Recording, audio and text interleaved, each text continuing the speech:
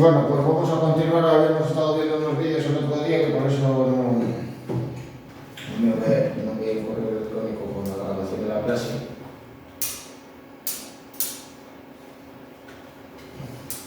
Pues ya recordando, pues referimos el último lugar, versaba sobre la primavera de los pueblos, las revoluciones liberales que se sucedieron en diferentes lugares de Europa durante 1848 y donde curiosamente pues también tuvo lugar pues, prácticamente al mismo tiempo un suceso vinculado con el movimiento obrero, que fue la llamada Carta del Pueblo, que ya veremos en su momento.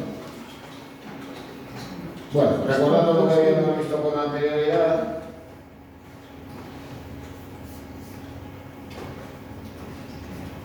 pues, ¿qué hay que señalar? ¿Qué consecuencias tuvo las revoluciones de 1848?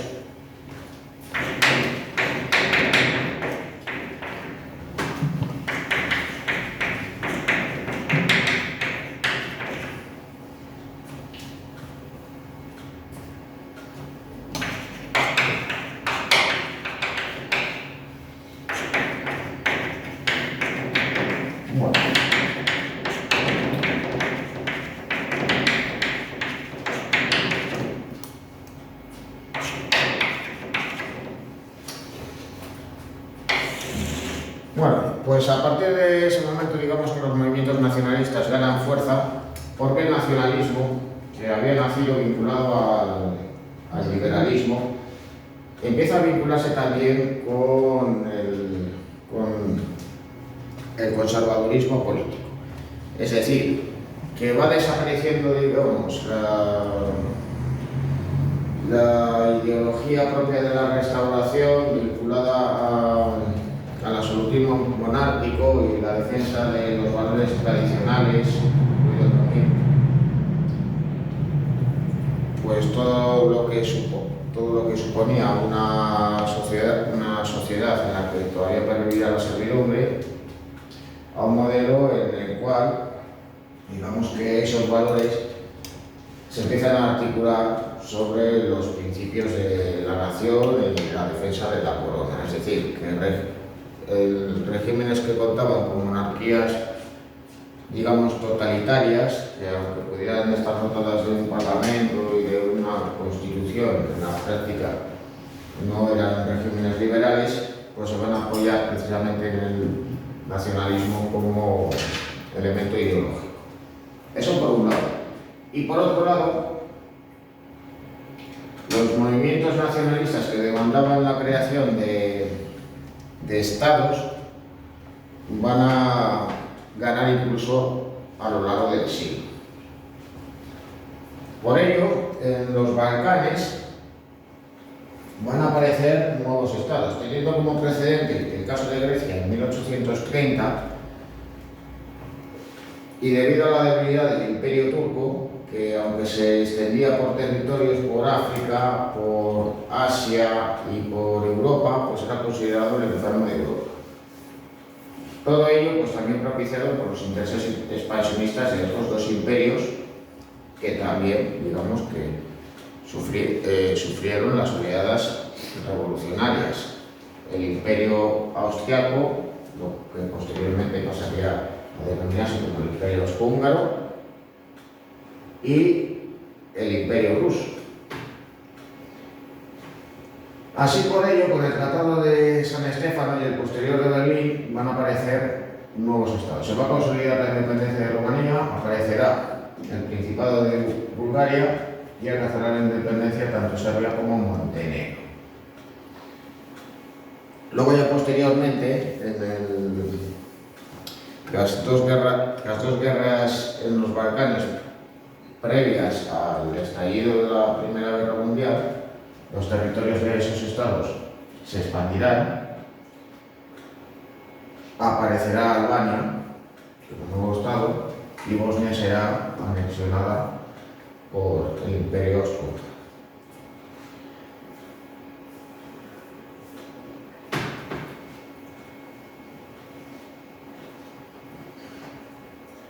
Bueno, dentro de esos movimientos nacionalistas, cabe señalar dos casos.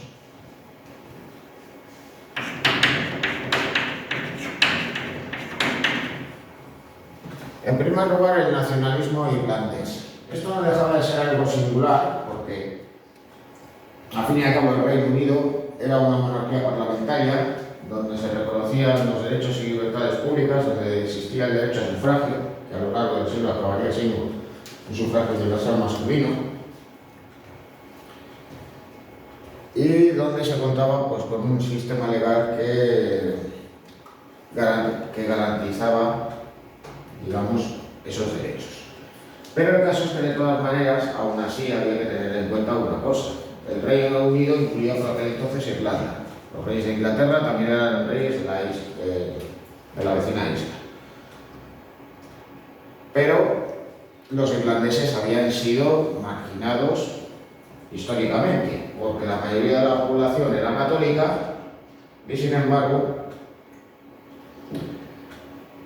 el monarca era la cabeza de la Iglesia anglicana y por tanto pues políticamente los católicos eran marginados, eran una minoría cada vez más insignificante en Gran Bretaña, pero eran muy numerosos, gran mayoría en Irlanda.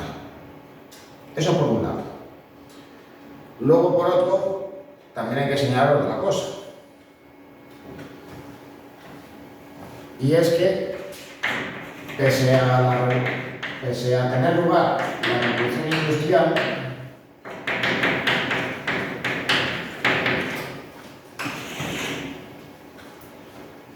en Gran Bretaña, pues esta apenas alcanzó a Irlanda. Había muy escasas industrias, la sociedad seguía siendo una sociedad rural, de base agraria, con una mayoría de campesinos empobrecida y en la que eran pues, incluso frecuentes las epidemias y las hambrunas. Así que claro, a los irlandeses, pues aquellos que eran esa mayoría empobrecida, pues ¿qué opciones les quedaba? Por un lado emigrar, irse de la isla, o por otro lado, digamos que canalizar ese descontento. Al fin y al cabo, pues con el paso del tiempo y al fin y al cabo los movimientos nacionalistas, digamos que también llevaron consigo la reivindicación de una cultura propia, también se empiezan a reivindicar las costumbres propias de Irlanda, incluida también su propia lengua, que de todas maneras, pues bueno, en el caso del gaélico, pues es también la lengua oficial junto con el inglés, aunque se habla de manera bastante reducida.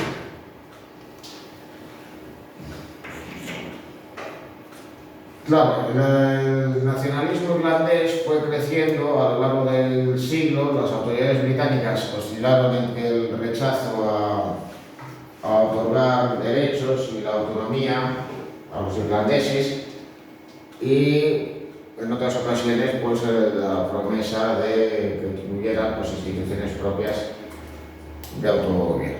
Finalmente pues la situación acabó, digamos, estallando en el siglo siguiente, primero con la sublevación del domingo de Pascua en Dublín durante la Primera Guerra Mundial y finalmente pues con una guerra abierta entre el ejército republicano irlandés y las autoridades británicas, llegándose finalmente en la década de los 20 a una solución de compromiso que fue la que permitió la creación de la República de Irlanda por un lado y que el noreste de la isla, la región de Ulster, siguiera formando parte del Reino Unido.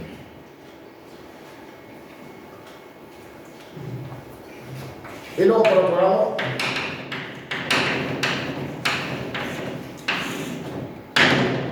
en el siglo XIX va a aparecer el sionismo, con una peculiaridad, además.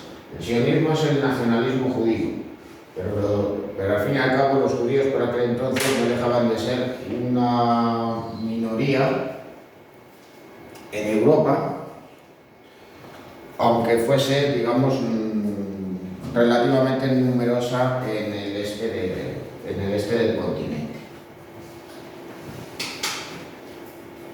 El caso es que los judíos habían sido objeto de persecución durante larguísimo tiempo, y no solo en la España de los Reyes Católicos, también habían sido pues, objeto de persecución en otros lugares. En unas ocasiones se les expulsaba, en otras ocasiones se les permitía regresar, pero debían de estar recluidos en guetos. Pero en el siglo XIX, digamos que la situación fue cambiada. Al rechazo, digamos, histórico que habían sufrido los judíos por razones religiosas, por un lado, y por cuestiones, digamos, vinculadas a las actividades que ellos desarrollaban, principalmente fundamentadas en el desarrollo de profesiones liberales, de la práctica del comercio y la banca, pues estas generaban pues, rechazo en el resto de la población. Se les consideraba que eran avariciosos, que acaparaban bienes, pero luego también estaba el hecho de que no eran cristianos y que incluso pues, eran vistos como el pueblo que ajustició a Jesucristo. Bueno, eso por un lado. Pero luego ya en el siglo XIX digamos que va apareciendo el racismo entendido como tal. Es decir, digamos que la diferenciación entre unas razas y otras, considerando a unas superiores, que por lo general pues, vienen a ser aquellas con las que uno mismo se identifica, y otras señaladas como inferiores. Bueno, eso por un lado. Por otro lado, en el siglo XIX y muy especialmente en el Imperio Austrohúngaro, el reconocimiento de los derechos de la minoría judía pues trajo consigo también el hecho de intentar integrarles dentro de la sociedad. En vez de perseguirles, los gobernantes, y especialmente aquellos que fueron ministros y cancilleres en tiempos de Francisco José I, lo que buscaron fue integrarles dentro de la administración y también dentro de la vida pública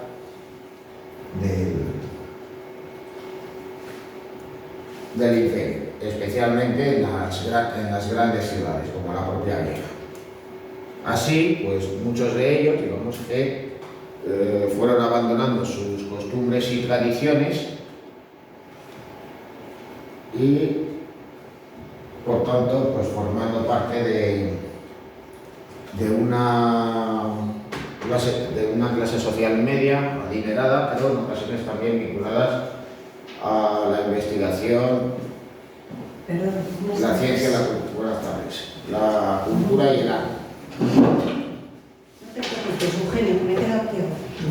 El caso de todos aun dentro de esas circunstancias, pues aunque ellos abandonaran sus costumbres y se asimilaran al resto de la sociedad de la época, pues seguían siendo mal vistos. Con lo cual, digamos, dentro de esa suerte de élite intelectual, pues va creciendo, digamos, el anhelo por no solo ser orgulloso de sus orígenes y su condición, sino también la defensa en la creación de un Estado propio. Pero claro, ¿cuál era el problema? Pues que al fin y al cabo los judíos no dejaban de ser una minoría dispersa por diferentes lugares del mundo. ¿Qué Estado debería corresponder al de su nación? Pues el de sus orígenes históricos. El antiguo Israel, en tierras palestinas. Así que Theodor Herzl, ya en el tránsito del siglo XIX al siglo XX, pues vino a enunciar los principios del sionismo o nacionalismo judío. Bueno, aparte de la independencia de diferentes estados, de levantamientos nacionalistas que exigían la independencia de esos imperios transnacionales, cabe señalar que estos movimientos propiciaron la unificación de Alemania y de Italia.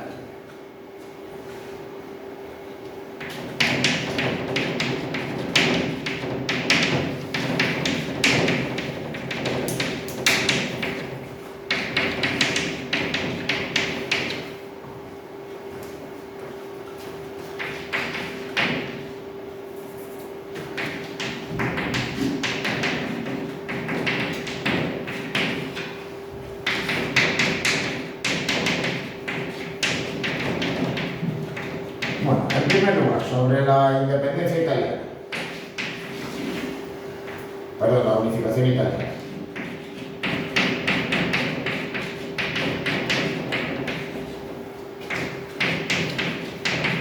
Bueno, pues todo tiene su origen, curiosamente, en las campañas napoleónicas. Napoleón alteró, modificó el mapa de Europa, imponiendo la unión de unos territorios a otros o la anexión de ciertas regiones, de ciertos lugares al Imperio francés. El caso es que cuando Napoleón estaba en su apogeo, el mapa italiano se modificó. Parte de los territorios pasaron a manos de Francia. Otra parte siguió siendo el reino de Nápoles o el reino de las dos Sicilias. Aunque eso sí, Napoleón expulsó a los Borbones y puso en el trono a su cuñado Murat y previamente a su hermano José. Y luego, con la salvedad de la propia Roma, creó el llamado Reino de Italia, con el resto de los territorios del centro y del norte de Italia. Claro, cuando Napoleón cae y tras el Congreso de Viena, el mapa de Italia vuelve a cambiar y se busca, en cierto modo, regresar a la situación anterior a las campañas napoleónicas. Pero de todos modos, también las potencias vencedoras buscaban ver satisfechos sus propios intereses. Así que, por tanto, antes de que se iniciara el proceso de unificación, ¿qué estados existían en Italia? Bueno, pues en el sur, el reino de las dos Sicilias, que se extendía por los territorios correspondientes a Nápoles, la región de Calabria, etcétera, y la isla de Sicilia, y que eran gobernados por la dinastía de los Borbones, los Borbón-Nápoles. En el centro se encontraban los estados pontificios. Su gobernante era el mismísimo Papa, y correspondía pues, no solo a la región del Lacio, sino también a las Marcas y a la región de Romagna. En el centro de Italia también existían otros estados. Eran los ducados de Parma, Módena y la Toscana. Y en ese sentido, de la creación de esos estados, venían a corresponder a los intereses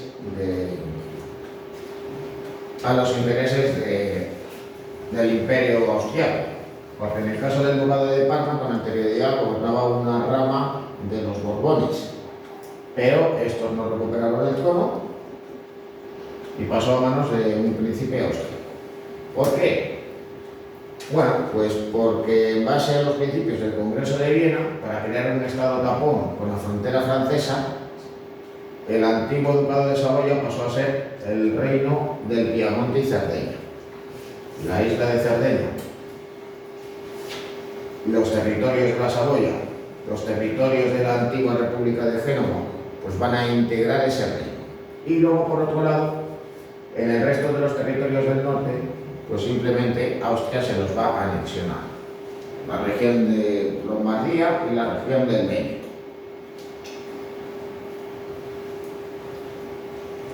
No obstante, pues las ideas liberales y nacionalistas habían calado en Italia y los levantamientos revolucionarios de 1820, 1830 y 1848, aquellos que iniciaron esos procesos revolucionarios, en su mente no solo estaba el crear un Estado donde existiera un régimen liberal dotado de una constitución, sino que pensaban también en unificar toda Italia en su poco.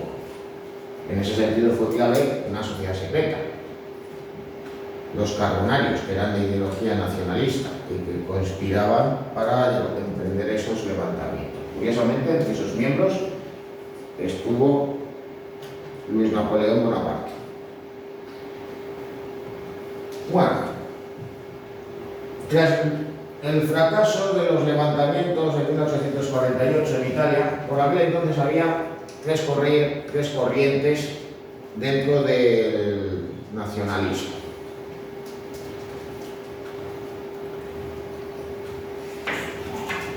Y era, por un lado, el movimiento de la joven Italia, encabezada por Mazzini. Mazzini era un nacionalista de ideas liberales, digamos que radicales, porque defendía el derecho al sufragio universal y también la aprobación de leyes que dieran derechos a las masas populares, como eran los trabajadores del campo y las clases populares urbanas. Y también defendía el establecimiento de una república, lo cual pues asustaba a los reyes y gobernantes de la época. Por otro lado, estaban los llamados neoguelfos. Los neoguelfos, por el contrario, eran conservadores más bien absolutistas y profundamente católicos. Consideraban, por tanto, que Italia se tenía que unificar, pero que su gobernante debía de ser el mismísimo Papa, que por aquel entonces era Pío IX.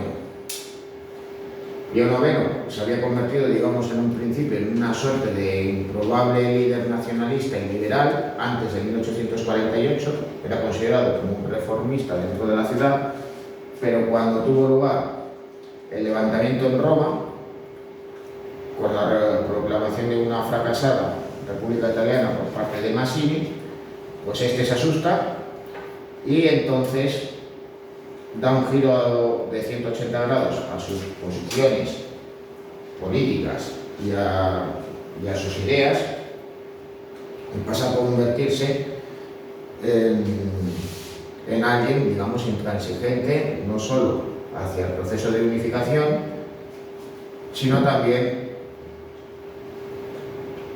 contrario al liberalismo y al nacionalismo. Bueno, pues si esas eran esas dos vías que existían en ese momento, digamos una vía liberal radical y otra, digamos, conservadora y autocrática, pues finalmente la que va a acabar triunfando era la posición, digamos, intermedia, la de los liberales moderados, que eran defensores de una monarquía constitucional.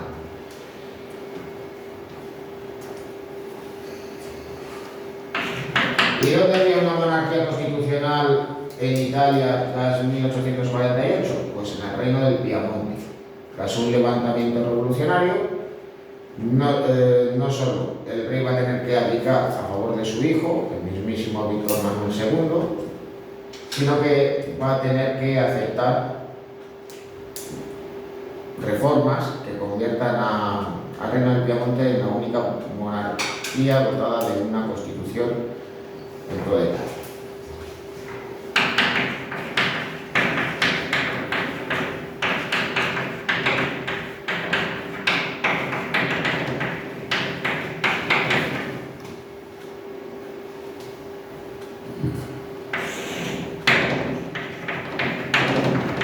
En el proceso de unificación van a ser clave tres figuras históricas.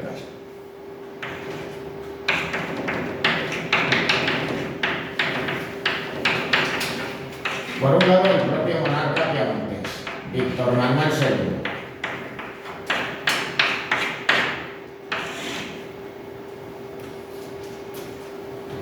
Digamos que él es la cara del proceso de unificación.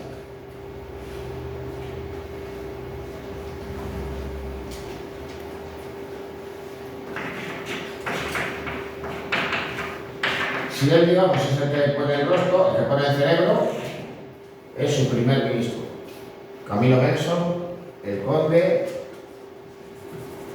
de Cabul, que curiosamente pues, no llegaría a haber completado el proceso de unificación. Cabul lo que pretendía era, digamos, tratar de involucrar a cuantos más grupos sociales, pero defendiendo también los intereses de su gobierno y de su monarca. Así que claro, pues por un lado buscará alianzas militares, pero por otro lado también recurrirá a las intrigas y a la diplomacia. Y luego ya en tercer lugar,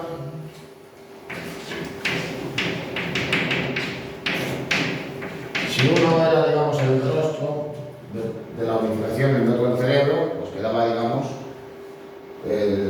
la tercera pata del banco, la que, digamos, supone el motor, o el corazón, o al menos, pues el que estimula e involucra a las masas en dicho proceso. Garibaldi.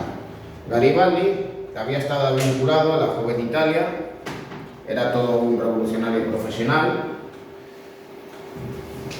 y era, pues, naturalmente, pues, de ideas liberales y progresistas. Él rechazaba el absolutismo, así que era profundamente contrario a los Borbones en Nápoles. También a su vez estaba en contra de la injerencia austriaca en Italia, pero de todos modos, pese a sus ideas, digamos que en él acabó primando el sentido práctico. Acabó reconociendo a Víctor Manuel II como rey de Italia para, digamos, evitar un enfrentamiento entre nacionalistas italianos. No obstante, pues eso no quiere decir que no se frustrara con el desarrollo del proceso de unificación y las políticas que se llevaron posteriormente.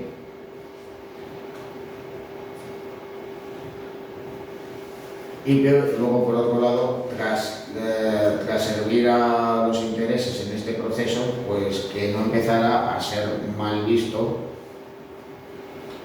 cuando el proceso, digamos, vino a prácticamente concluirse ya a partir de 1861.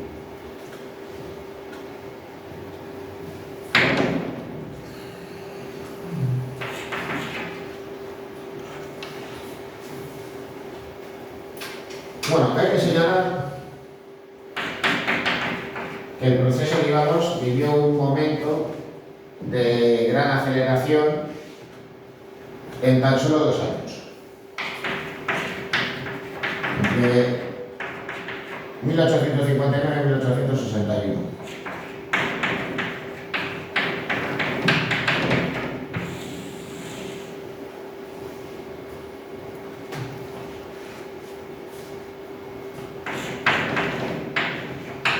En primer lugar, tuvo lugar esa guerra.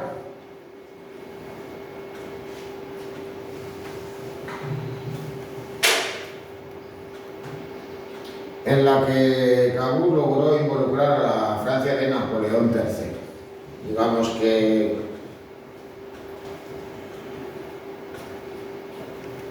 en parte también pues, para conseguir algunos objetivos, para poder incorporar algunos territorios, pues Francia interviene también en base pues, para apoyar a los nacionalistas italianos. Consideran que también es algo que iba a permitir debilitar a los austriacos.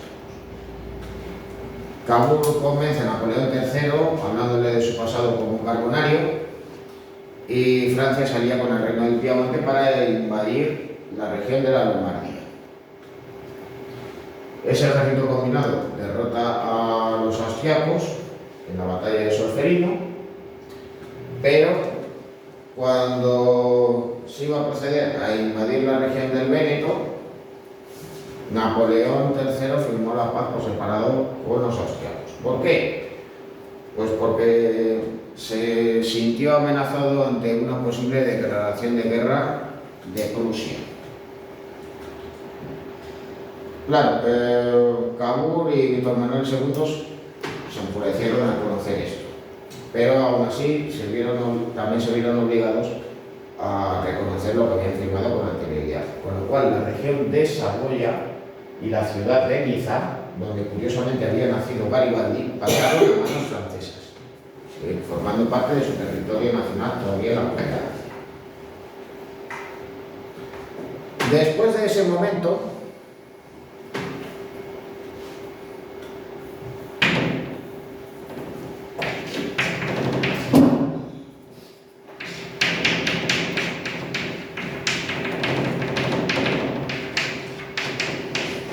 tuvo lugar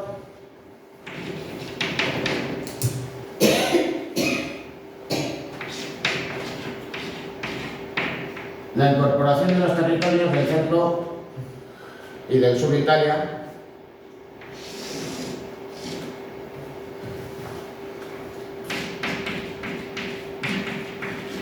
lo cual se desarrolla de tres maneras.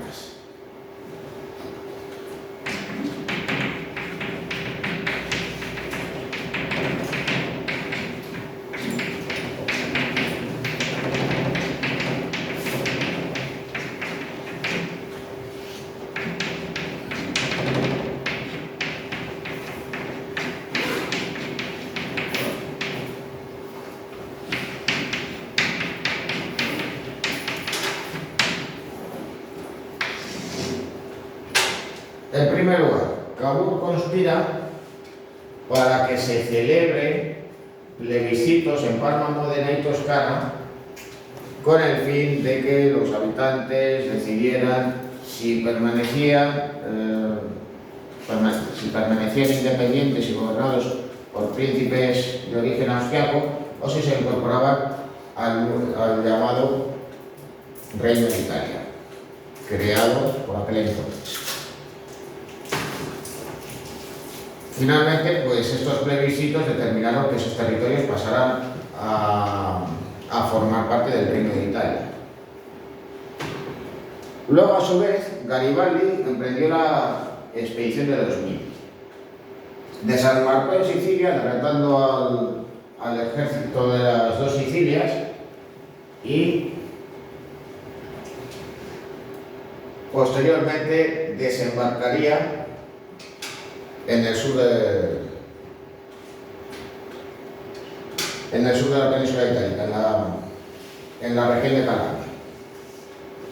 Ante esa circunstancia, el ejército piamontés invadió los estados pontificios, ocupando las regiones de la Romaña y las Marcas,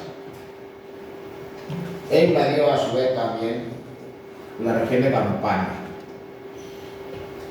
Claro, Víctor Manuel II y Garibaldi se encontraron. Ahí Garibaldi fue donde reconoció a Víctor Manuel II.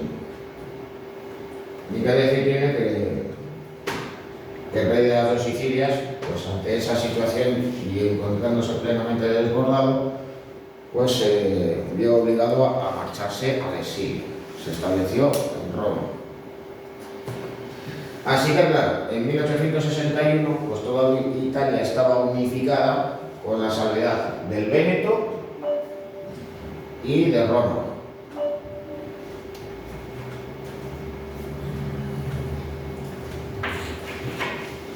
Pero claro, en ambas circunstancias, pues incorporar a esos territorios suponía un problema.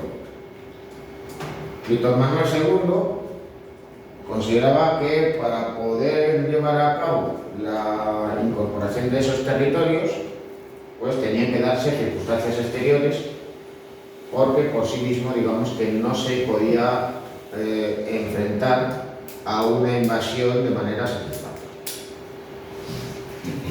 De todos modos, las circunstancias, unos años después, acabaron favoreciendo.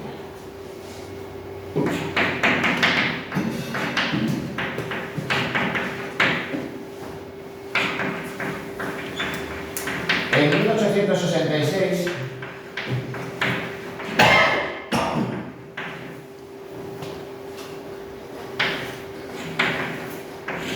va a tener lugar la guerra austro-prusiana. E Italia ve, digamos, la oportunidad de incorporar los territorios venecianos. Curiosamente, los italianos pierden la guerra. Son derrotados en la batalla de Custoza. Custoza, lo que se escribía. Custoza. Cerca de Brasil. Y a duras penas logran rehacerse para que los austriacos no invadieran la Normandía. Pero de todos modos, la derrota austriaca o austrohúngara en la guerra les permitió una paz favorable, con la cual el Véneto pasó a formar parte del Estado italiano. En el caso de Roma, las circunstancias eran diferentes. Y es que, claro, el Papa Pío IX, pues, naturalmente no contaba con un ejército poderoso para enfrentarse al ejército del Reino de Italia, pero contaba con un aliado a su favor, y era Napoleón III. Para congraciarse con los católicos franceses, el emperador francés había enviado un pequeño destacamento a Roma para proteger al Papa. Si Víctor Manuel II ordenaba la invasión de la ciudad eterna, pues Francia le iba a declarar la guerra. Pero claro, cuando estalló la guerra franco-prusiana,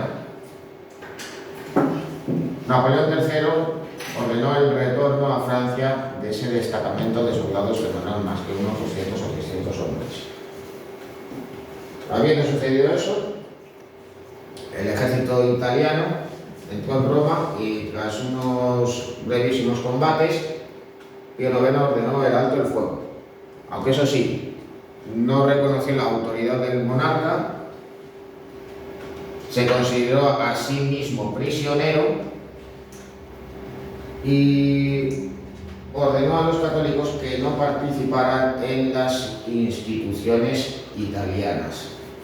Ese problema en las relaciones diplomáticas entre el papado y el gobierno italiano no se resolverá hasta 1929, cuando se firmaron los pactos de San Juan de Letrán entre la Santa Sede y el gobierno de Mussolini. Por eso actualmente Roma es por un lado la capital de Italia, pero por otro lado también es donde se encuentra el Estado del Vaticano. Bueno, aunque se llevó a cabo la unificación italiana, los nacionalistas italianos seguían reclamando territorios para incorporarlos al nuevo Estado. Eran los llamados territorios irredentos, entre los cuales estaba la región del Tirol, donde se encuentra, es decir, el Trentino, donde se encuentra Trieste, y la península de Istria. A su vez, pues también se reclamaban algunos territorios, los cuales habían pasado por las manos de los venecianos en el pasado, incluso los genoveses, como eran islas en el mar Egeo y la costa de Dálmata. Claro,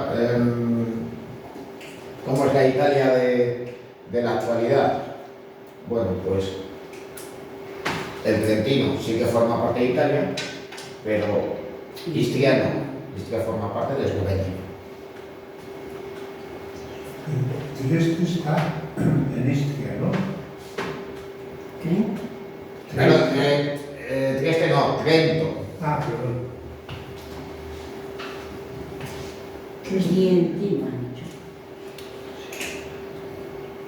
Bueno, esto con respecto a la unificación Italia. de Italia. Bueno. En el caso de la unificación alemana, pues el precedente pues también nuevamente vino a estar en manos de Napoleón. Napoleón no alteró tanto las fronteras alemanas como las italianas durante sus campañas y durante su hegemonía continental. Pero al fin y al cabo también incorporó territorios alemanes a su imperio. También modificó las fronteras de Prusia y obligó al resto de estados alemanes a integrarse dentro de una federación de estados aliados, la llamada Confederación del Rin, que lo que venía a reemplazar a una institución que ya existía en la Edad Media, el Sacro Imperio Romano Germánico. Los emperadores austriacos al mismo tiempo eran emperadores alemanes, pero claro, no dejaba de ser un título nominal. Los estados alemanes gozaban de independencia y la influencia de los Habsburgo desde Viena era más o menos limitada.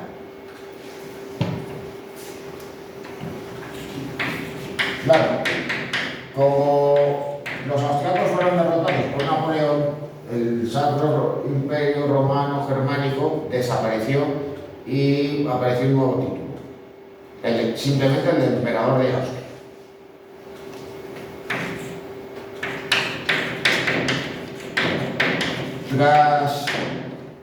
Las guerras napoleónicas y el Congreso de Viena, el mapa alemán volvió a ser modificado, beneficiando especialmente al Reino de Prusia, que perdió algunos territorios en el este, pero a su vez incorporó otros en el oeste, fundamentalmente en la región de Renania.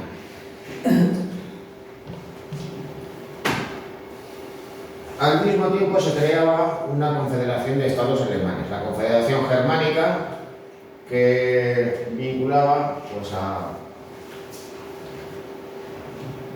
a todos los territorios alemanes, incluido Prusia, pero también a territorios del Imperio Austríaco, la Austria propiamente en sí y las regiones de Bohemia y Moravia, lo que viene a ser la actual República Checa. Claro, ¿qué otros estados existían en Alemania? Pues, el Reino de Hannover, el Reino de Sajonia, el Reino de Baviera, el Reino de Württemberg, las ciudades libres de Hamburgo y Bremen, etc. Bueno, el Congreso de Viena supuso el fortalecimiento del Reino de Prusia, que se convirtió en el principal estado del norte de Alemania. A todo ello, también los territorios alemanes se vieron influenciados por la expansión de las ideas liberales y nacionalistas. Por eso, es de vital importancia conocer los acontecimientos que sucedieron en 1848, porque estaría dentro de los precedentes de la unificación alemana. Bueno, en primer lugar, ¿qué precedente directo fue el de Viena? Pues curiosamente, un proceso de unificación económica, una suerte de mercado común,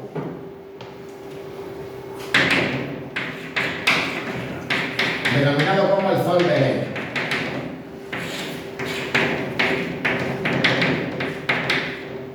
El Zollverein o Unión Aduanera estuvo integrado por el Reino de Prusia y varios de los estados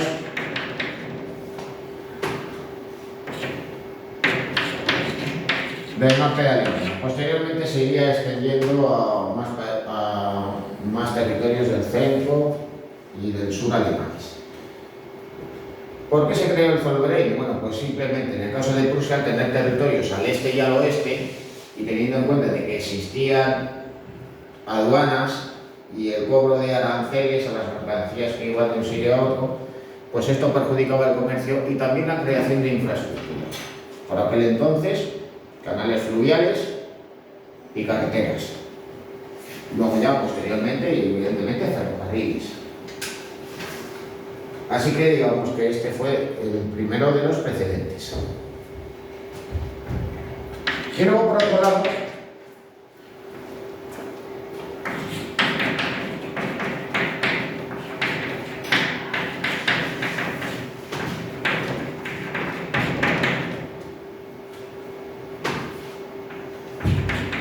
hay que señalar el fracaso del Parlamento de Francia.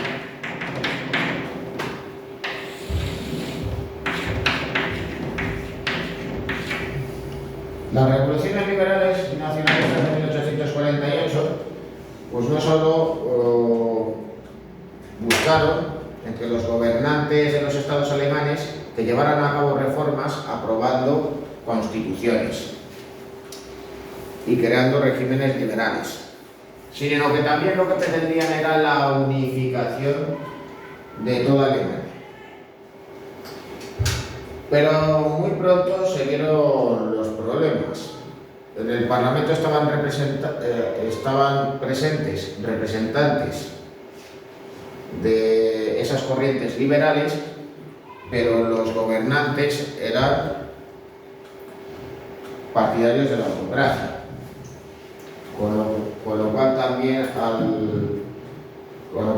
enviaron representantes que saboretearon al Parlamento, digamos, desde dentro.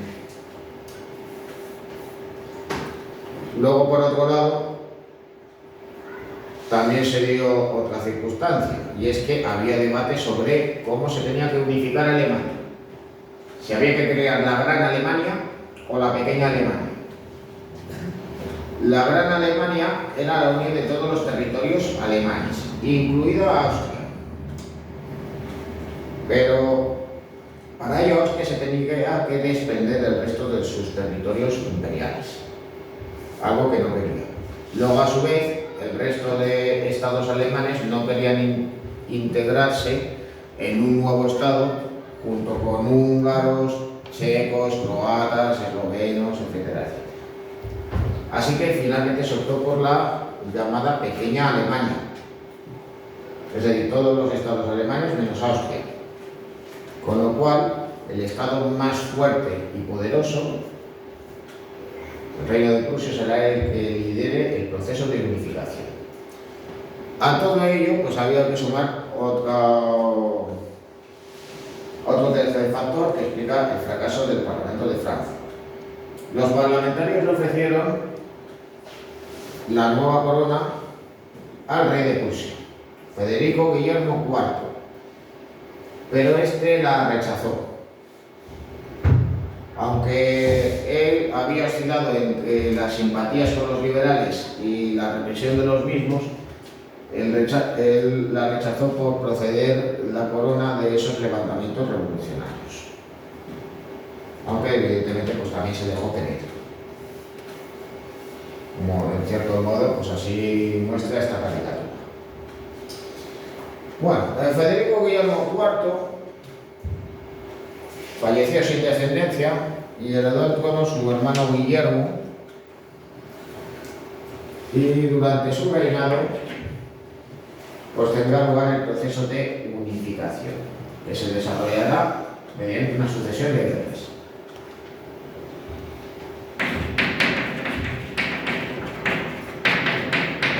De todos modos, y aunque Guillermo I, digamos, era la cabeza visible al frente de su reino, sin lugar a duda y de manera incluso más evidente que en el caso italiano, el proceso de unificación tuvo como protagonista a su canciller, Otto von Bismarck.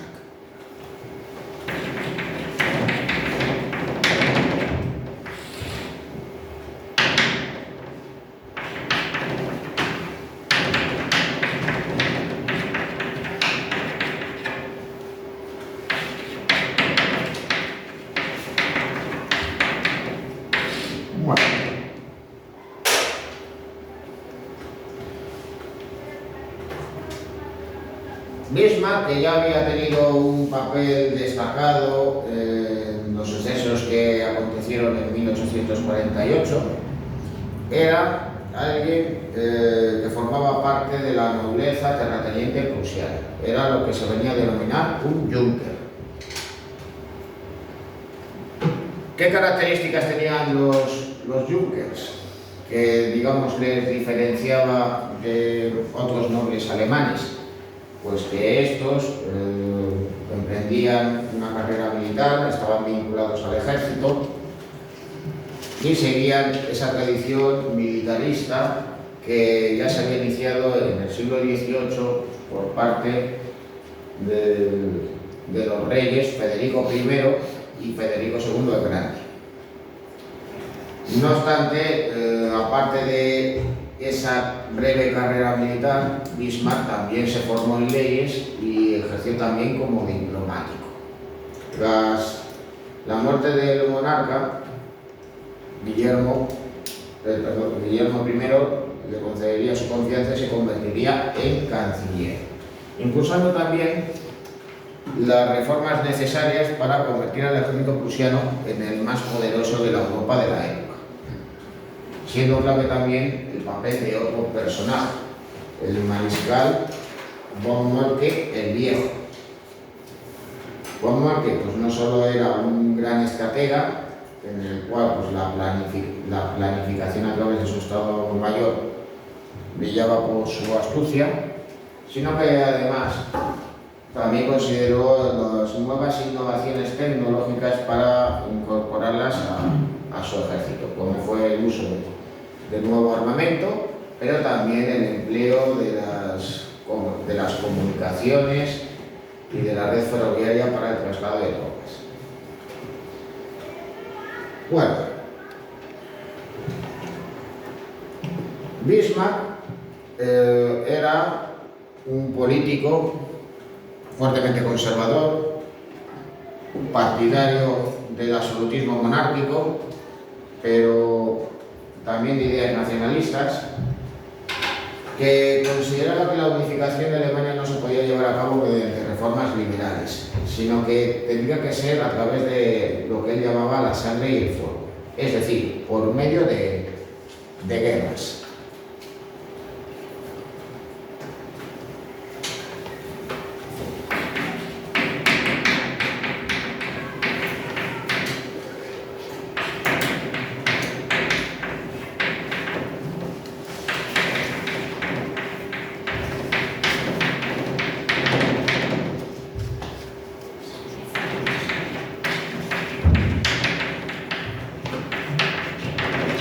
Bueno, en primer lugar, la guerra de los ducados en 1864.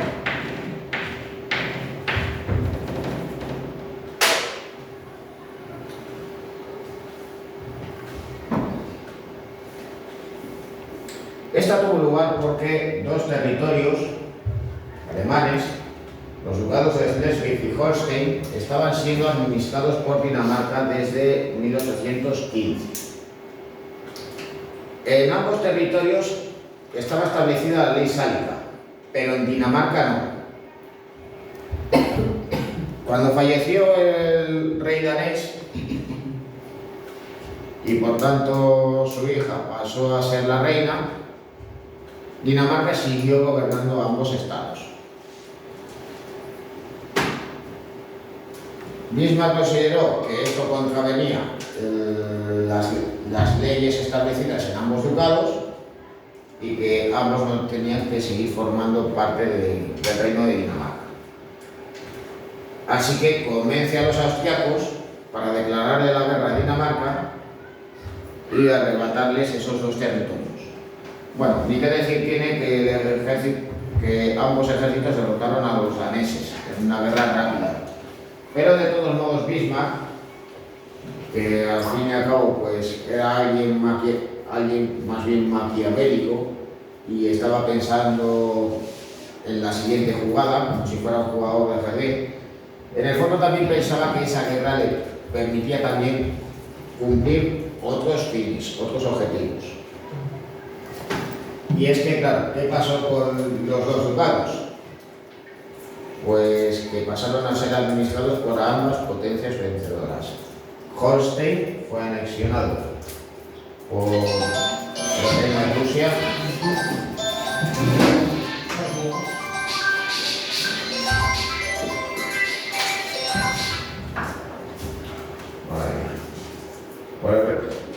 pasó a manos prusianas y Schleswig a manos austriacas. Al poco tiempo pues estallaron roces entre ambos estados por la administración de dichos territorios y finalmente acabó estallando la guerra austro-prusiana.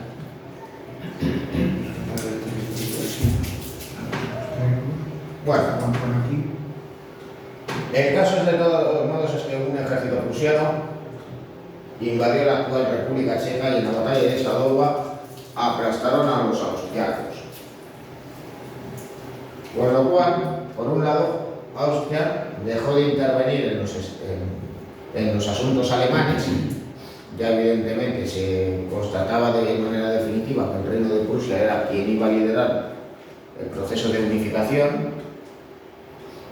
Y por otro lado se creó la llamada Confederación Germánica del Norte, que vinculaba todos estos territorios que veis, morado, rojo y naranja, que eran los propios territorios de Prusia allá por 1815, en una confederación en la que la cabeza era el monarca Guillermo I. De todos modos, en 1866, año en el que tuvo lugar la guerra,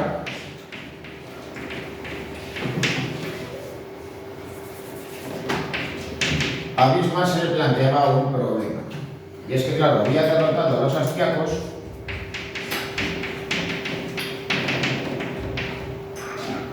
pero no había podido unificar toda Alemania. Los estados del sur seguían al margen y además simpatizaban con los austriacos.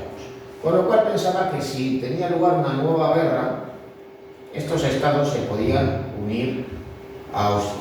Si los invadía directamente, entonces nuevamente Austria podía declararle la guerra. Así que ante esa incertidumbre, ¿qué es lo que piensa Bismarck? Pues que hay que declararle la guerra a alguien que fuese, digamos, un enemigo común y que no pudiese contar con otros aliados. ¿Y quién era? Napoleón III de Francia. Bueno, Napoleón III era emperador desde 1852 y durante ese tiempo se había ido ganando enemigos por toda Europa. ¿Por qué? Bueno, pues cuando participó en la guerra de Crimea, junto con el Reino Unido y el Reino del Piamonte, esto le enemistó con Rusia.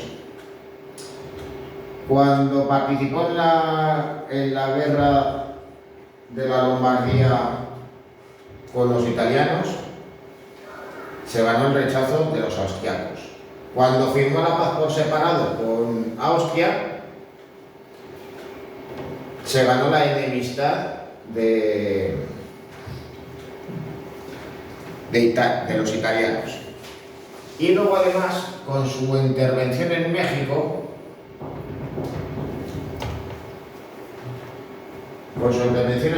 pues esto hizo que el Reino Unido y también España se ganaran su inadversión. ¿Por qué? Bueno, pues por aquel entonces en México, que al fin y al cabo había alcanzado la independencia hace ya muchos años, gobernaba el presidente Benito Juárez. El país tenía problemas económicos, tenía una gran deuda que tenía que pagar y no lo hacía. Así que se embarcó un ejército que desembarcó en Veracruz, integrado por franceses, británicos y españoles. Bueno, ante esa situación, pues el presidente de México pues dio una respuesta, logrando pues un compromiso, digamos, que satisfizo a los españoles y a los británicos. Pero en el caso de Napoleón III, y al ver que los conservadores mexicanos rechazaban la figura del presidente, y como ya curiosamente en México había habido un emperador, el emperador Agustín I de Iturbide, pues pensó que por qué no poner en el trono de México a un príncipe europeo y que se apoyara a su vez en esos opositores al presidente. Con ello, las tropas francesas permanecieron en suelo mexicano, se enviaron más soldados y acabó en el trono un príncipe austriaco, hermano de Francisco José I, Maximiliano de Habsburgo. Bueno, pues eso provocó, eso de todos modos, pues no le permitió ganarse el apoyo de los austriacos, involucró a Francia en una guerra, en la cual pues, finalmente las tropas francesas se vieron obligados a abandonar México y demostró pues, relativamente la debilidad del ejército francés frente a las tropas y milicias mexicanas. Bueno, así que claro, puesto que Francia no podía contar con aliados, no podía contar con el Reino Unido, ni con Italia, ni con Austria-Hungría, ni con Rusia, ni siquiera con España, pues entonces Bismarck piensa que hay que aprovechar la siguiente circunstancia para declararle la guerra a Francia y, por tanto, completar la unificación alemana. ¿Cómo sucede esto? Pues por otra nueva torpeza diplomática francesa. Por aquel entonces, en España estaba vacante el trono tras la Revolución de la Gloriosa y el exilio de Isabel II.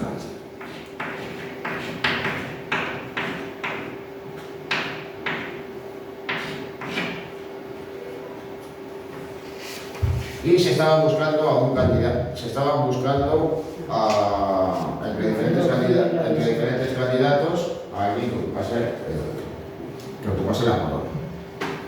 Finalmente acabaría siendo Amadeo I de Saboya, pero entre los candidatos estaba un príncipe alemán, un miembro de la casa de los Hohenzollern, que era la dinastía reinante en Prusia. Bueno, Bismarck no tenía interés entre un pariente de Guillermo I que fuera el trono de España, que se convirtiera en monarca constitucional.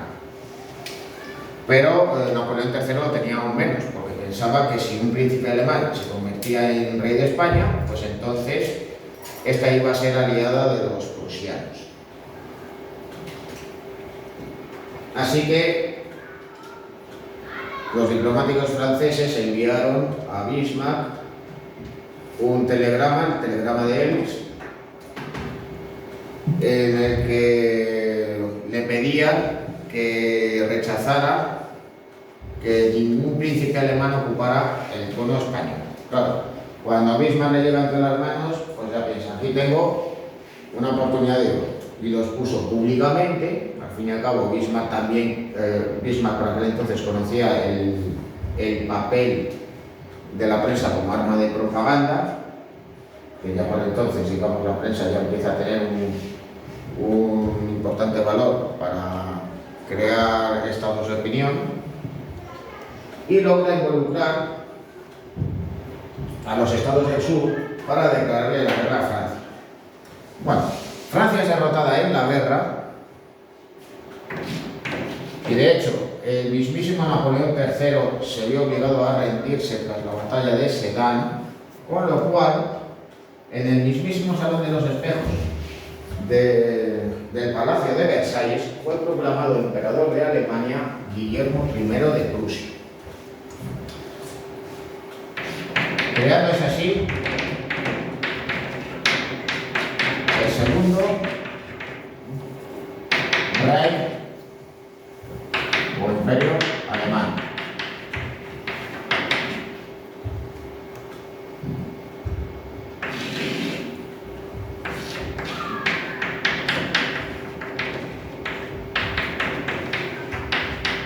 De todos modos,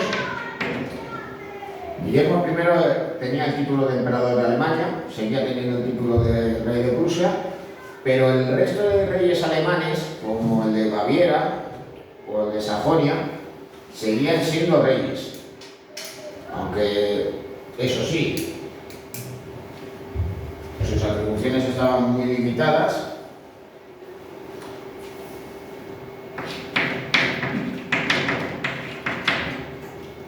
Y la autonomía con la que contaban también lo era.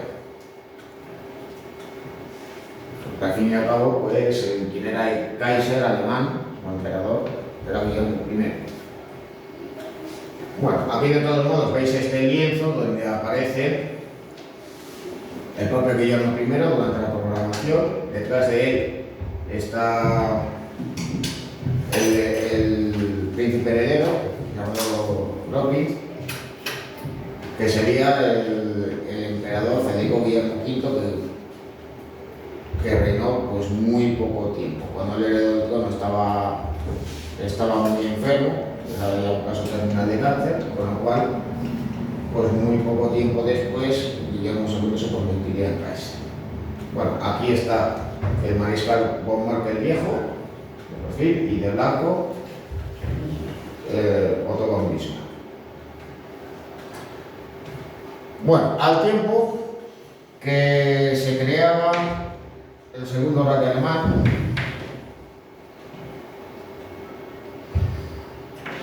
tuvo lugar la proclamación por la caída del segundo imperio francés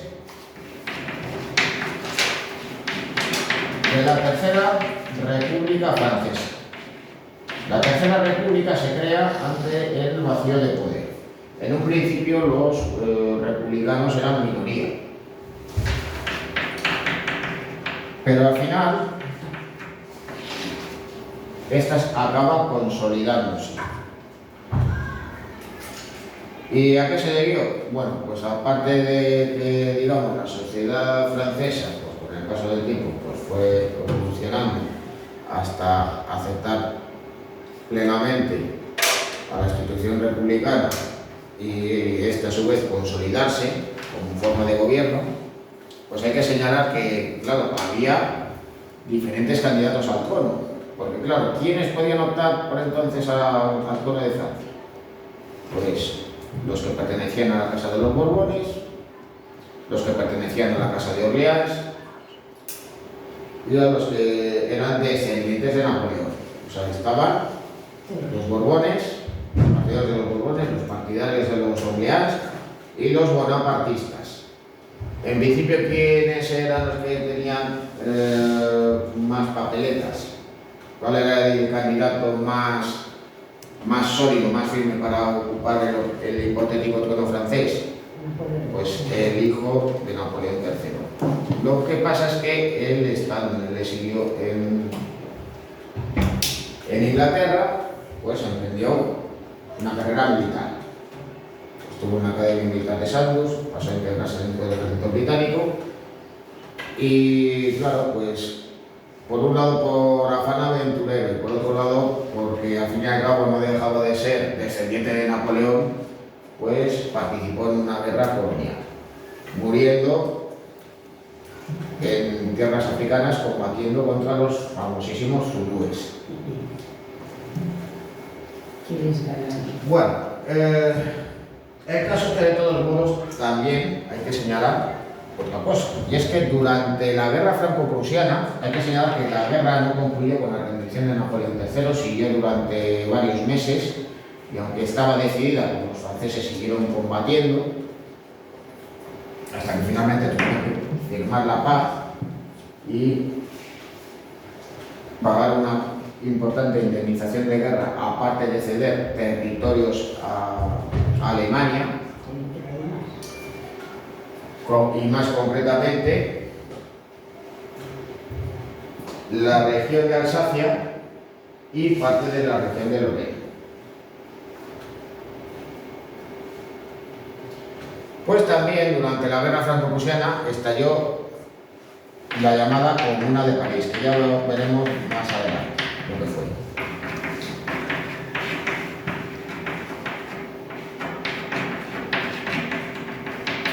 Y por si fuera poco, hay que recordar también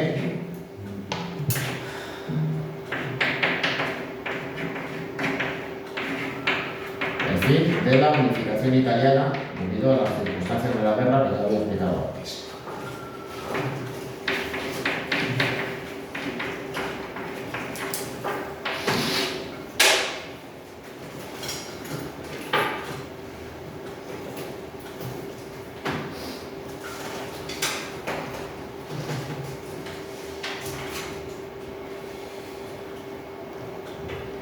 La unificación alemana también tuvo consecuencias en las relaciones internacionales. El Congreso de Viena de 1815 había establecido un sistema en el cual había un equilibrio entre las diferentes potencias, que una no se impusiera a las otras. Lo que no querían los firmantes del Congreso es que hubiera otro Napoleón, pero que tampoco cualquiera de los otros estados se impusiera al resto. Pero ese sistema acabó cambiando las guerras, los procesos de unificación y sobre todo la unificación alemana. Y es que, claro, había surgido un estado muy fuerte y poderoso en el norte de Europa, que además era una potencia militar, pero también una potencia emergente en lo económico.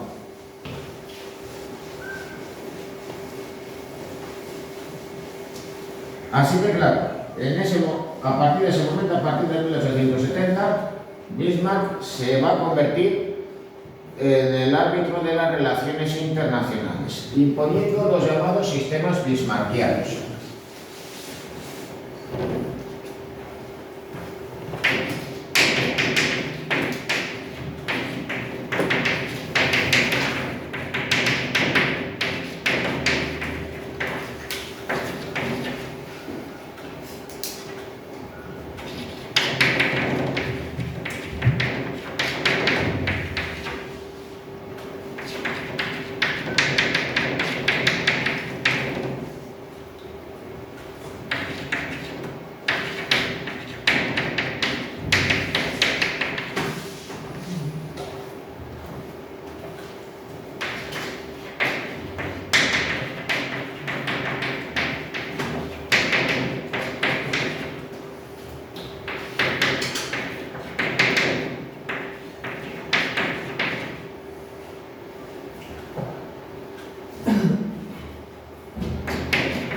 Bueno, ¿en qué consistían los llamados sistemas bismarckianos?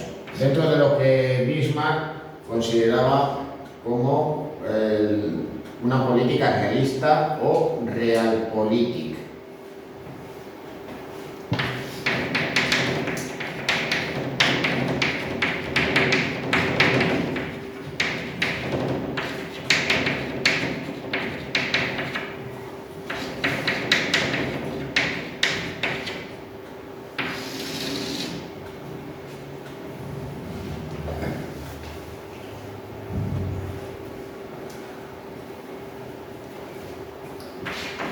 Bueno, pues los sistemas bismarckianos básicamente lo que pretendían era asegurar la hegemonía continental alemana y aislar diplomáticamente a Francia. ¿Para qué? Pues para que no le declarase la guerra buscando la revancha de 1870.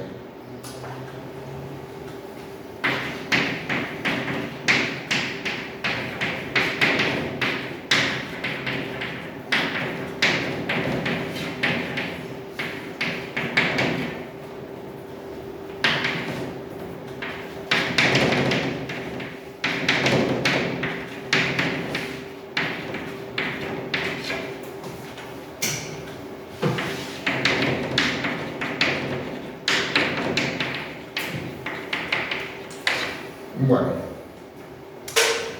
pues ¿en qué consistía ese juego de alianzas que incluía también la diplomacia secreta? De todos modos, pues aquí podemos observar pues, la importancia que alcanzó Bismarck por aquel entonces, entre 1870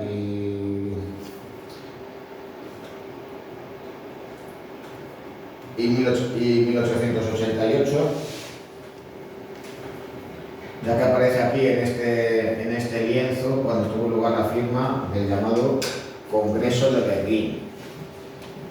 Congreso de Berlín, junto con el Tratado de San Stefano, fue el que propició la independencia de los estados de los Balcanes que hemos visto antes: Bulgaria, Rumanía, Serbia, Montenegro.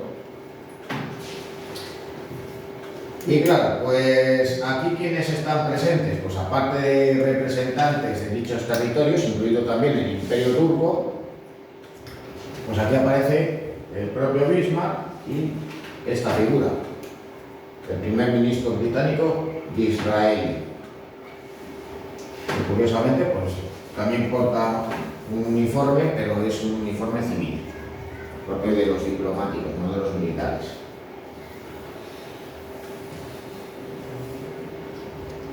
Bueno, ¿en qué consistían, digamos, esas relaciones? Bueno, por un lado tenemos a Prusia, a Alemania,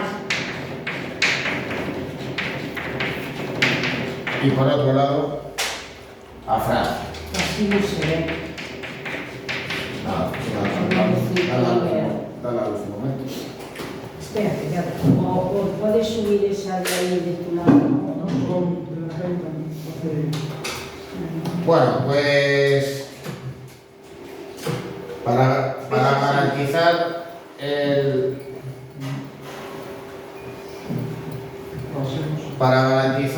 el apoyo de otros estados a Alemania, pues Bismarck impone una alianza militar, la llamada Alianza de los Tres Emperadores.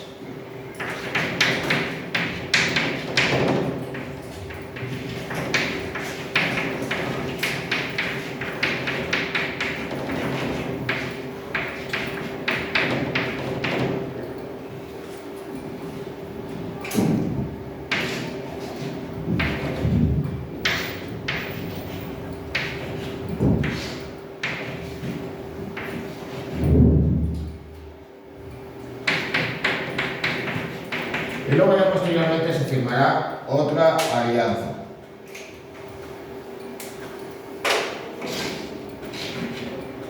La llamada Triple Alianza.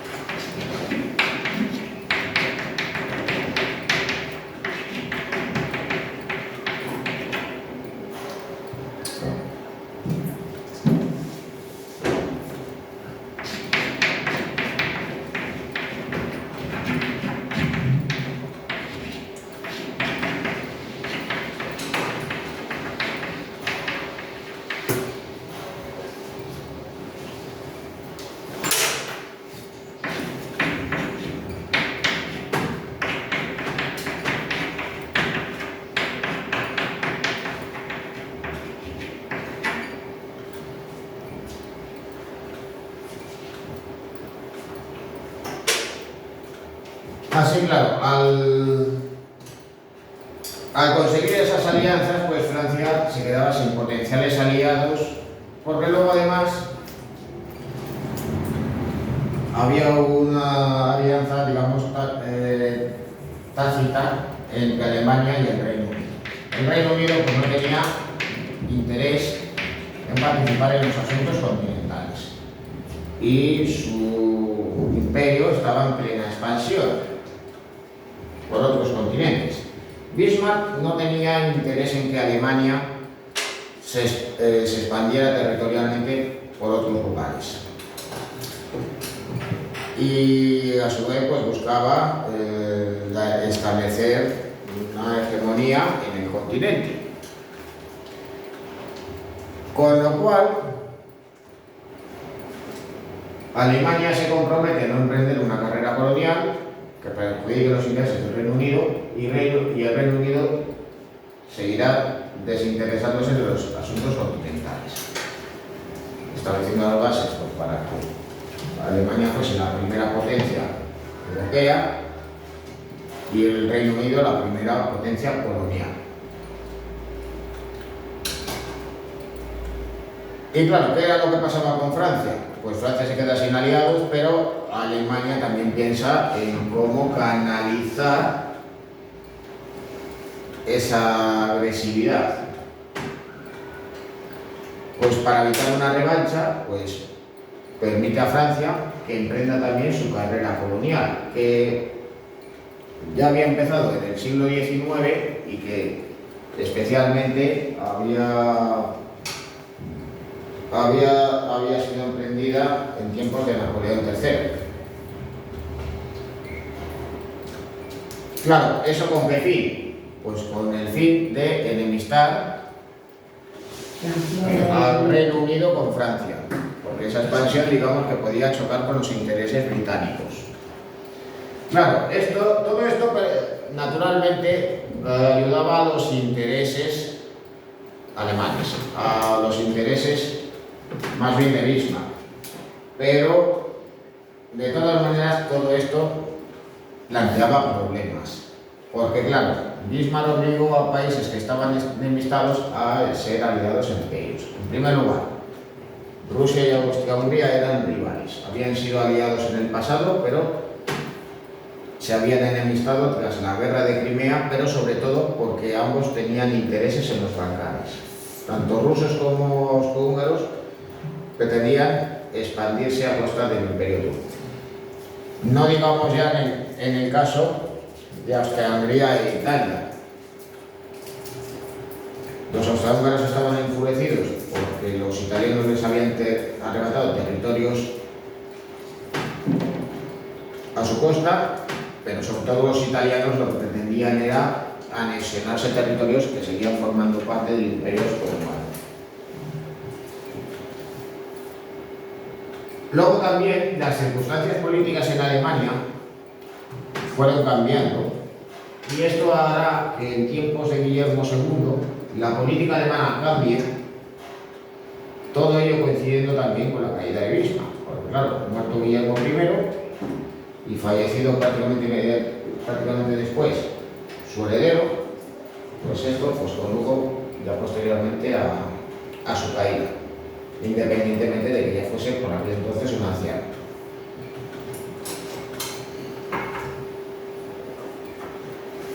Bueno, al tiempo de todo esto,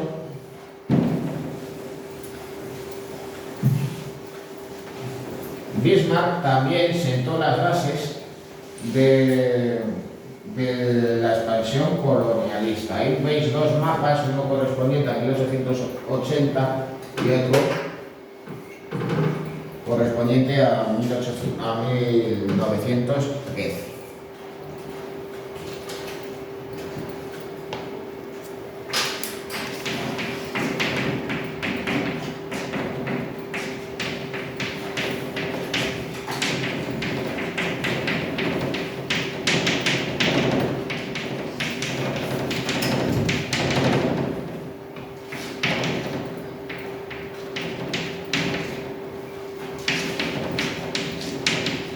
Entre 1884 y 1885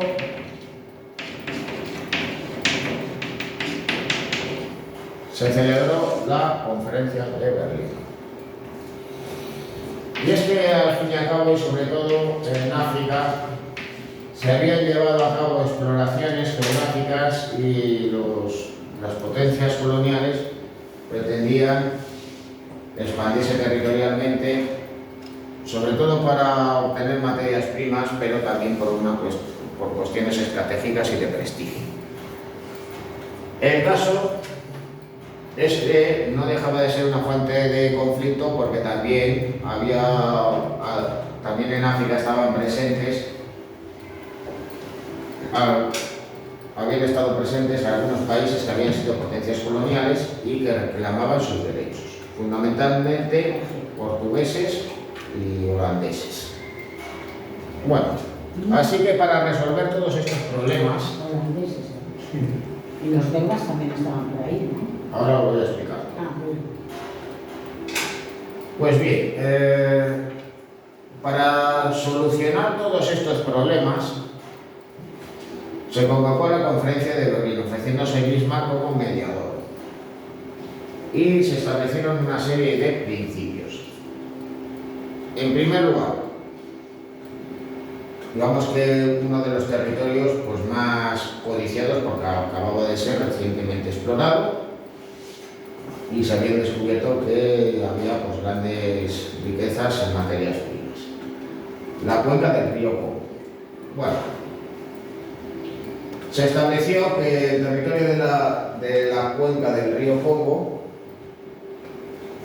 pasara a manos del rey de Bélgica, Leopoldo II. En parte porque así lo había querido el explorador de dichas tierras, Stanley, el que encontró al doctor Livingstone, como ya sabéis. Y luego también en parte porque también ese territorio iba a pasar a manos de un país que no era una potencia colonial, con lo cual pues no iba a ser objeto de disputa entre franceses y británicos, aunque también digamos que tenían colonias cercanas a dichos lugares. Luego por otro lado se determinó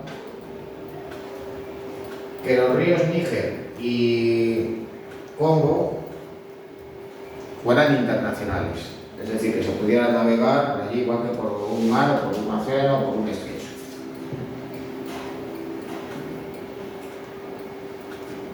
Y luego ya lo tercero, el tercer y el cuarto punto, digamos los más importantes y que vienen a explicar esa expansión.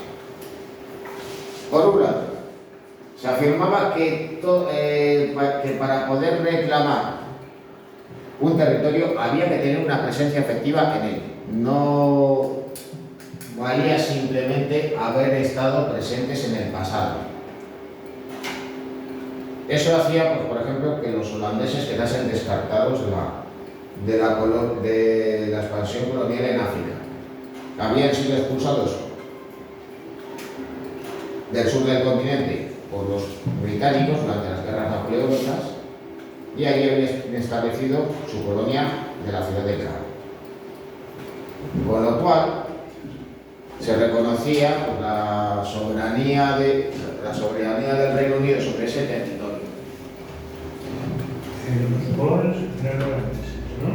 Luego, pues teniendo en cuenta de que la mayoría de la colonia blanca que había allí eran descendientes de esos colonos holandeses y de origen alemán, los llamados Boers o afrikaners.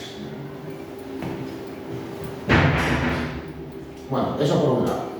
Y luego, por otro lado, en la conferencia de Berlín se determinó que aquellos que ocupasen un territorio en la costa tenían derecho a ocupar tierras en el interior. Claro, a ocupar hasta dónde. Con lo cual, pues emprendió una carrera también para expandirse hacia el interior del continente. Con anterioridad, los europeos habían estado presentes en zonas costeras,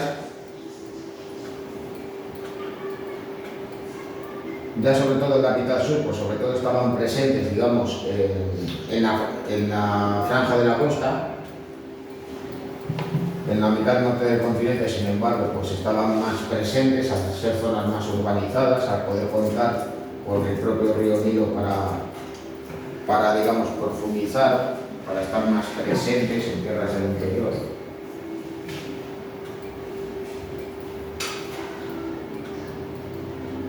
Y eso haría pues que el mapa de África, que tenía más o menos este aspecto, de 1880, con una presencia más limitada, más reducida de los europeos, pasara a ser este, en el cual se repartieron prácticamente todos los territorios con las salvedades de Abisinia, lo que viene a ser Etiopía, y Liberia, un estado en cierto modo pues, tutelado por Estados Unidos, propiciado en su creación por dicho país. Así que claro, pues en un periodo de tiempo muy corto, de apenas 38 años, los europeos pues, prácticamente conquistaron toda África. Pero luego también hay que tener en cuenta una cosa, y es que los estados europeos también estaban presentes en otros lugares. Había colonias europeas en el área del Caribe, en el Océano Pacífico y también en Asia. Bueno, descartando el caso de China, la China del final del siglo XIX no era la China de la actualidad, era un estado, digamos, debilitado, fruto de su aislamiento, pero también curiosamente por su retraso económico, cuando habían contado pues, prácticamente hasta el siglo XVII con la tecnología más avanzada del mundo. Pues las circunstancias que había por aquel entonces hacía que el resto del continente estuviese más o menos bajo la influencia europea. Bueno, en el caso de Oriente Próximo, ¿quiénes eran los que estaban más o menos presentes? Los turcos. Los turcos que tenían territorios bajo su control y otros bajo su influencia, que venía a ser el resto de la península arábiga, que por aquel entonces estaba en manos de diferentes tribus beduinas. Luego, a su vez, en el caso de los británicos, pues allí tenían, digamos, lo que ellos llamaban la joya de la corona. Su principal colonia era la India. La India, por aquel entonces, era la India de la actualidad, el actual Pakistán, el actual Bangladesh, junto con la isla de Ceilán, actual Sri Lanka. Bueno, a todo ello pues había que sumar que los británicos también estaban presentes en Birmania, también en Malasia, controlaban el estrecho de Singapur, estaban presentes en China porque tenían su colonia, Hong Kong. Y naturalmente pues también estaban presentes en la isla de Nueva Guinea y Australia era también su colonia. Por si fuera poco, también había que sumar otras circunstancias. Persia era un país independiente, pero estaba sometido a presiones. No se llega a convertir en una colonia, pero sobre Persia en la actualidad ejercían su influencia los rusos y los británicos. Los británicos, digamos que estaban presentes en el sur y los rusos en el norte. ¿Y qué pasaba con Afganistán? Bueno, pues Afganistán se permaneció independiente por una cuestión muy simple, y es que servía como un tapón entre los territorios del Imperio Ruso. Al fin y al cabo, los rusos se habían expandido por Asia Central, desde Siberia, y también habían alcanzado Extremo Oriente. Y aunque lo cierto es que los británicos intentaron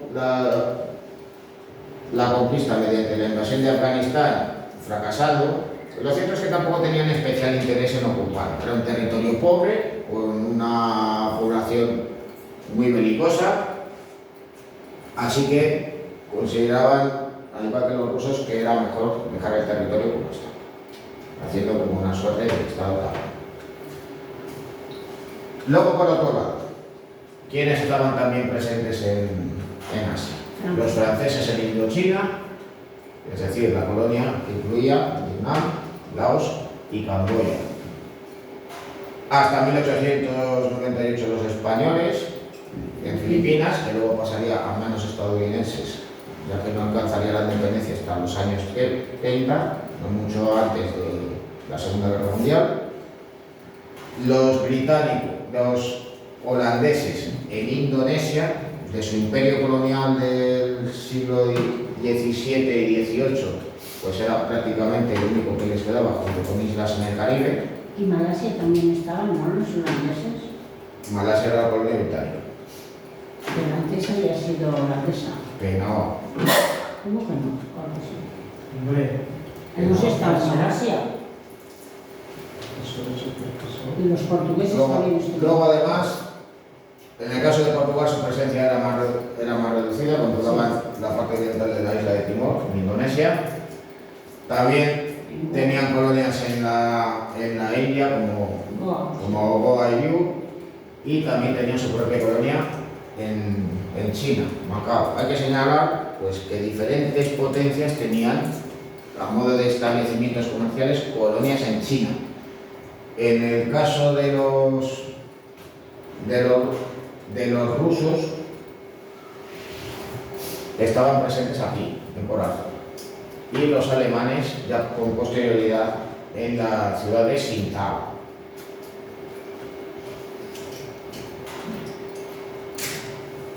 Luego, además, ¿por qué se incluye a Japón? Bueno, pues aunque ya veremos el caso singular del Japón, tras vivir la revolución Meiji, Japón empieza a expandirse por dos razones. Porque Japón no contaba con materias primas para alimentar a su incipiente industria. Al fin y al cabo, pues Japón con qué podían contar, aparte de bancos de pescado y terremotos cada 2 días, pues no había ni minas de carbono, ni petróleo, ni hierro, ni materias primas estratégicas. Y luego, por otro lado, había dejado de ser una sociedad feudal con la mentalidad de los antiguos samuráis. Y para canalizar esa agresividad, pues se va a emprender una expansión a costa de sus vecinos. Le declarará la guerra a China, apoderándose de la isla de Formosa, le declarará la guerra a Rusia, apoderándose también de parte de la isla de Saharín, pero sobre todo anexionándose la península de Corea, estableciendo un protectorado que luego pues, sentará las bases de ese expansionismo posterior en China.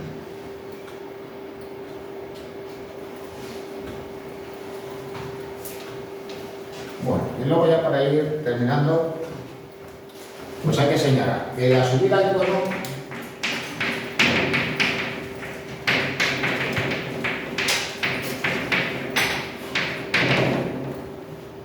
de Guillermo II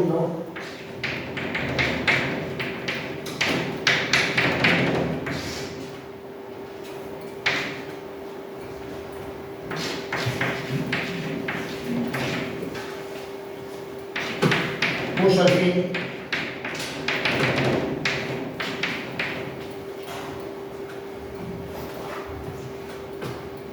a los sistemas bismarckianos.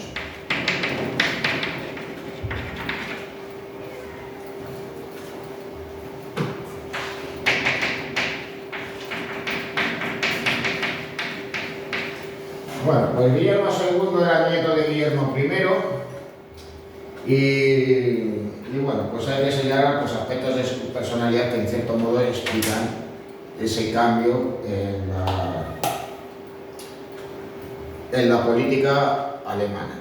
Curiosamente, pues era más proclive a que se emprendieran reformas sociales que mejoraran la situación de los trabajadores. Pero claro, un monarca de un estado más bien autoritario pues nunca puede, digamos, pasar por un líder social.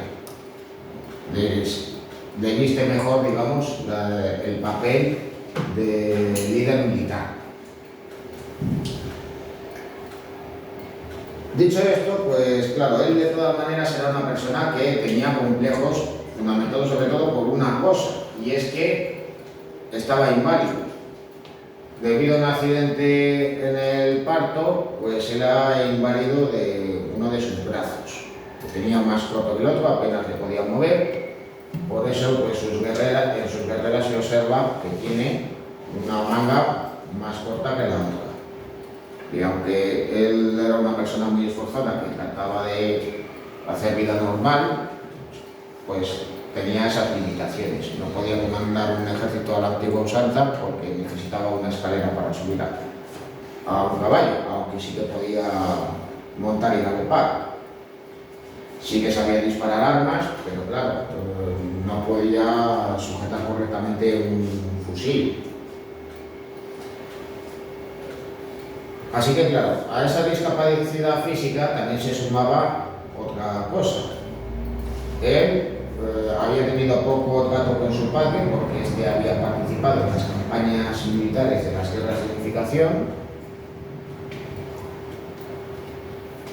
y esto pues en cierto modo le hizo, pues aun respetando a su padre, a venerar a su abuelo, y para él, digamos, era su modelo de referencia, un gobernante, digamos, a la vieja usanza, un político autoritario y representante de los valores tradicionales prusianos.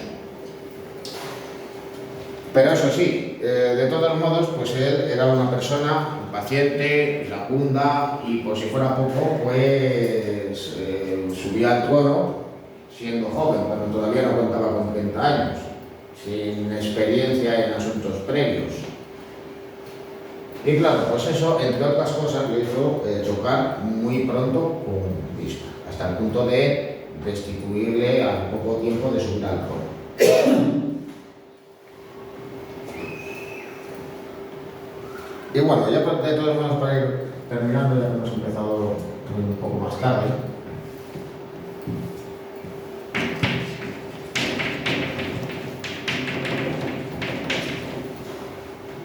Guillermo II y los ministros y cancilleres de los gobiernos alemanes emprendieron la llamada política, o política de prestigio.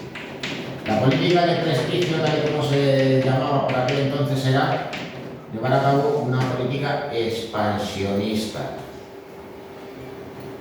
Y es que, claro, pues cuando estalló la Primera Guerra Mundial se señaló a Guillermo I como culpable especialmente por sus torpezas. Pero las circunstancias en Alemania, desde que se había llevado a cabo la unificación, habían ido cambiando. Y en cierto modo, pues esta política respondía a esos intereses.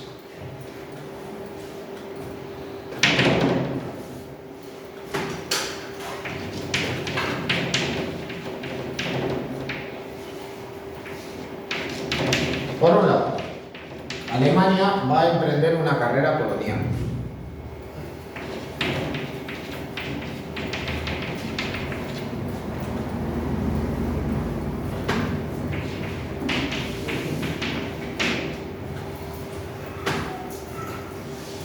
Rompiendo con lo que había dicho Bismarck, Alemania va a buscar expandirse fuera del continente europeo. Va a pretender hacerse con territorios en África, con territorios en el Pacífico, va a estar presente también en Asia, y para ello también tenía que contar con una poderosa marina de guerra, cosa con la que no contaba hasta ese momento, lo cual alertó al Reino Unido.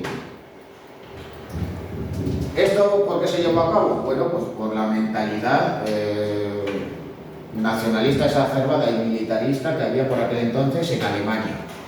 Era un estado en el cual pues había que canalizar esa agresividad militarista de alguna manera y dar pie a ese afán, con ese nacionalismo presente en su sociedad, que consideraban que había que expandir el territorio alemán fuera de sus fronteras, a otros territorios como estaban haciendo otros estados.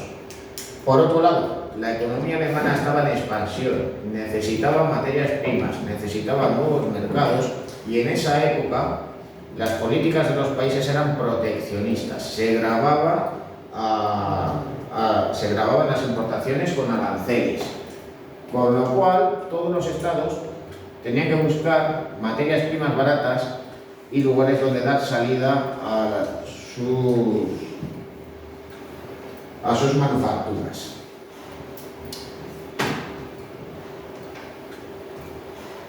Luego, por otro lado,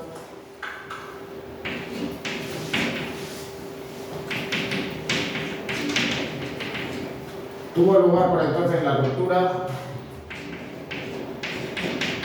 de la alianza de los tres emperadores.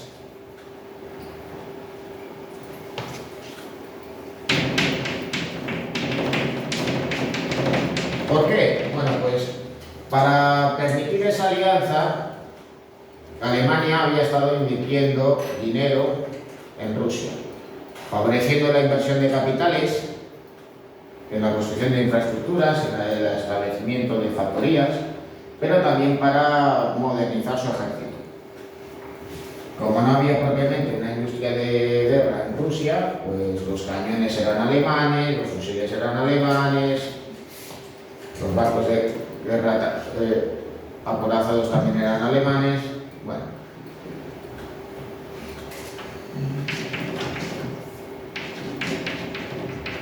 Pero claro, pues como esto resultaba muy caro para las arcas del tesoro alemán, esa ayuda financiera fue cesada. Y claro, ¿quién se interesó en ocupar la posición que había tenido Alemania hasta ese momento? Francia. Dijeron, no hay problema, nosotros vamos a invertir capitales, os vamos a abastecer del armamento moderno, etcétera, etcétera. Y claro, pues la creciente hostilidad y recelo del Reino Unido hacia Alemania y la ruptura de Rusia con Guillermo II propició posteriormente, ya a inicios del siglo XX, la creación de la Triple Entente.